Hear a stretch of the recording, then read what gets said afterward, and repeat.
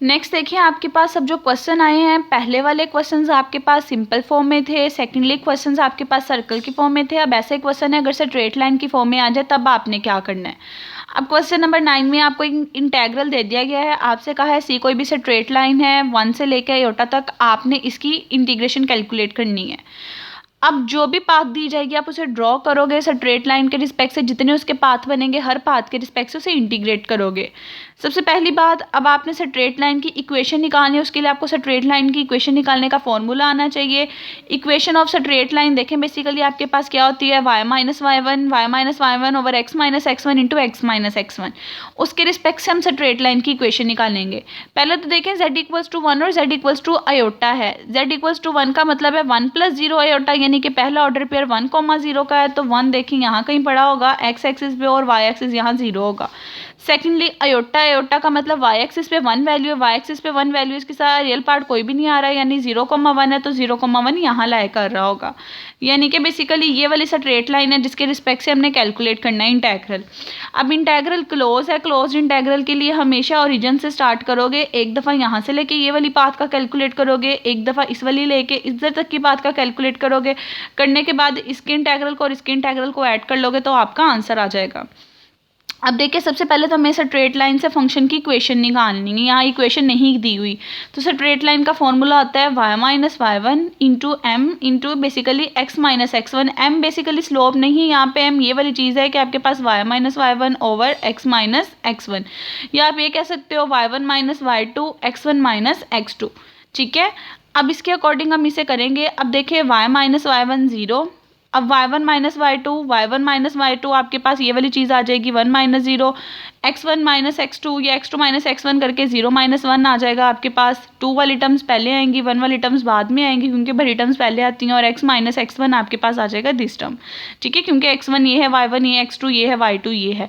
उसके according straight line की equation निकाल लोगे। अब देखो यहाँ पे जस्ट आपकी y की इक्वेशन निकली है, x की इक्वेशन नहीं निकली। मैंने आपको सिचुएशन बताई हुई है, जब सिर्फ आपकी y की इक्वेशन निकले, जिस वेरिएबल की इक्वेशन नहीं निकली थी उसे अपने आप की इक्वलेट कर लेते हैं।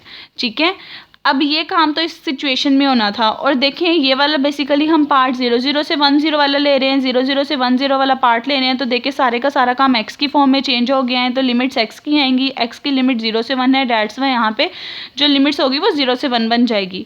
हम इस पूरे के पूरे काम को इस फॉर्म में इस तरह लिखेंगे। हम इसे एक नए वेरिएबल t की फॉर्म में चेंज करना चाहते हैं, क्योंकि हमने पिछले सारे क्वेश्चन t के रिस्पेक्ट से किए हैं, इसलिए मैं यहाँ जहाँ जहाँ x आ रहा है उसको t से रिप्लेस कर देती हूँ। पैरामीट्रिक इक्वेशन की फॉर्म में ये x equal to t, y equals to minus t plus 1 और t की लिमिट 0 से 1। पहला एरिया ये बना है जिसके रिस्पेक्ट से हमने इसको सॉल्व करना है।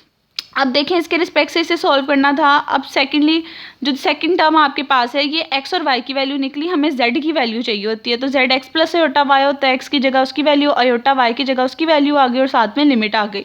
अब ये एक प्रॉपर फंक्शन हमारे पास बन गया है। अब ये प्रॉपर फंक्शन बन गया, अब इसके रिस्पेक्ट से हम इसको सॉल्व करेंगे। अब देखें आपके पास ये फंक्शन की वैल्यू जो थी, हमने z की वैल्यू क्वेश्चन के अंदर पुट करनी होती है। अब यहाँ पे डायरेक्ट z नहीं है, यहाँ रियल पार्ट अलग है, इमेजिनरी पार्ट अलग है। जो रियल पार्ट की वैल्यू निकली है उसकी जगह वो पुट करोगे, जो इमेजिनरी पार्ट की वैल्यू निकली उसकी जगह वो पुट करोगे। फंक्शन आपके पास ये था, आपने कंटूर इंटीग्रेशन का फॉर्मूला लगाया, x की जगह उसकी वैल्यू पुट कर दी जो निकली थी, y की जगह उसकी वैल्यू पुट कर दी। फंक्शन के अंदर ये f of z of t की वैल्यू आ गई, जो ये z बना था इधर से इसका डेरिवेटिव निकाल लिया। अब हमने इसे कंटूर इंटीग्रेशन की फॉर्म में लिखना है।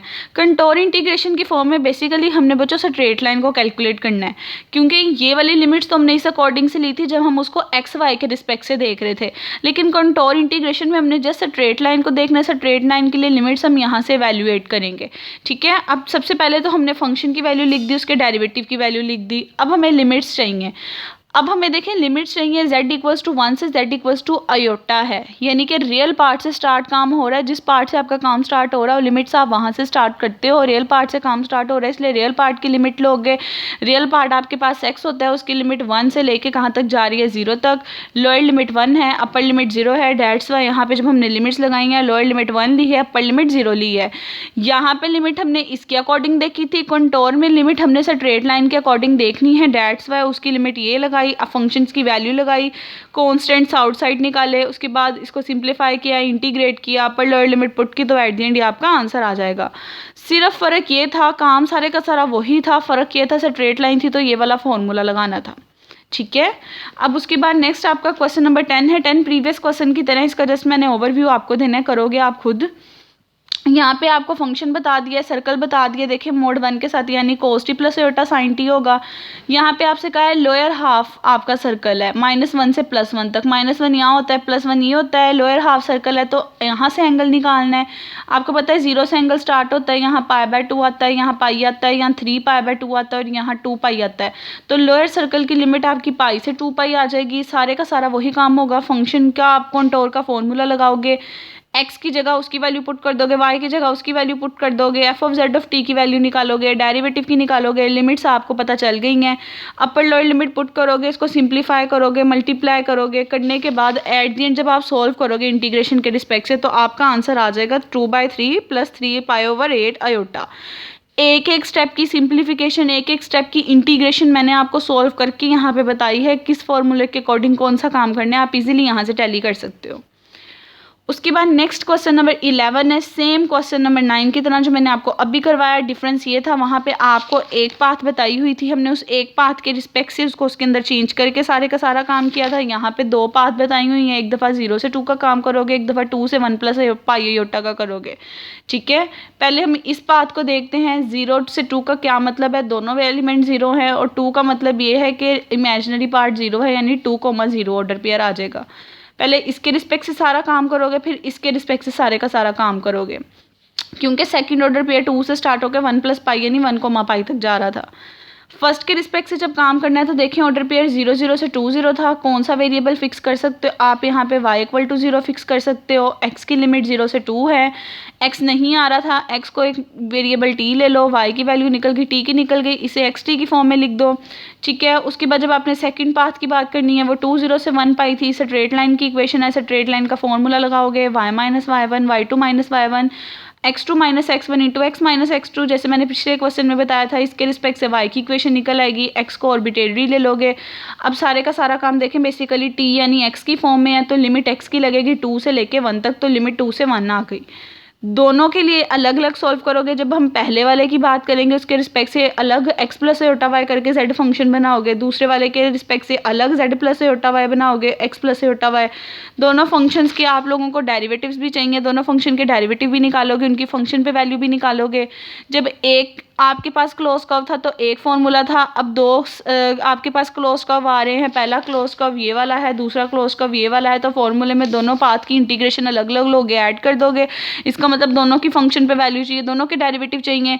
फंक्शन हमें क्वेश्चन के अंदर e(t) z बताया हुआ था, तो पहले वाला z1 की वैल्यू पुट करोगे तो e(t) बन जाएगा, दूसरे वाले की वैल्यू पुट करोगे तो ये टर्म बन जाएगी। उसके बाद दोनों के डेरिवेटिव्स निकाल लोगे, दोनों z1 और z2 के। दोनों के डेरिवेटिव्स निकालने के बाद दोनों की फंक्शन पे वैल्यू, दोनों के डेरिवेटिव और दोनों की लिमिट्स। पहले की लिमिट 0 से 2 थी, दूसरे की 2 से 1 थी, पुट करोगे, सॉल्व करोगे, तो सॉल्व करने के बाद एट द एंड आपका आंसर -1 - e आ जाएगा। सारा काम वही है, जस्ट आपने पाथ के वो x + y की वैल्यू निकालनी है, डेरिवेटिव्स भी वही निकालने हैं, फंक्शन भी इसके अंदर पुट करके निकालना है, लिमिट्स भी आपने इधर से देख लेनी है। बस सिंप्लीफिकेशन और कैलकुलेशन करनी आनी चाहिए, तो एट द एंड आपका ये आंसर आ जाएगा।